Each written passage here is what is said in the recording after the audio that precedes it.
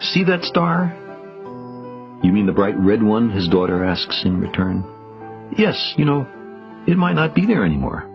It might be gone by now. Exploded or something. Its light is still crossing space, just reaching our eyes now.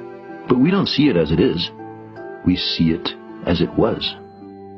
Many people experience a stirring sense of wonder when they first confront this simple truth. Why?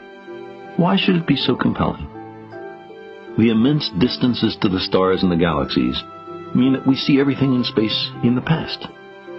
Some as they were before the Earth came to be. Telescopes are time machines.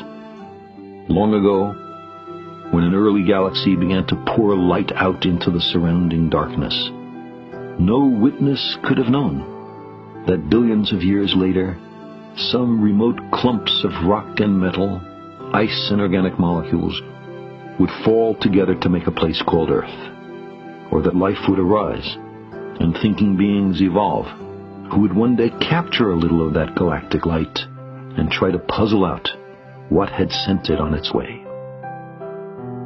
We can recognize here a shortcoming, in some circumstances serious, in our ability to understand the world. Characteristically, willy-nilly, we seem compelled to project our own nature onto nature.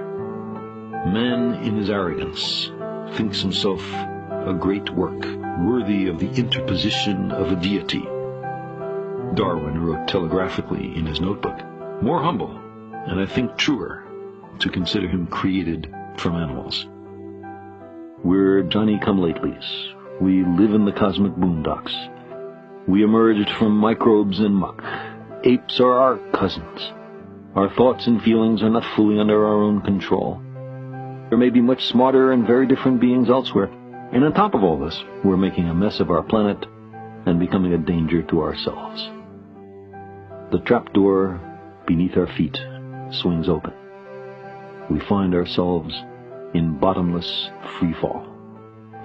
We are lost in a great darkness, and there's no one to send out a search party.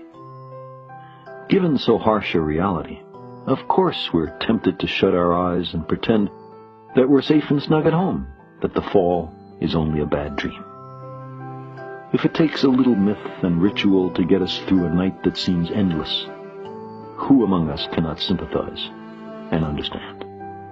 We long to be here for a purpose, even though, despite much self-deception, none is evident.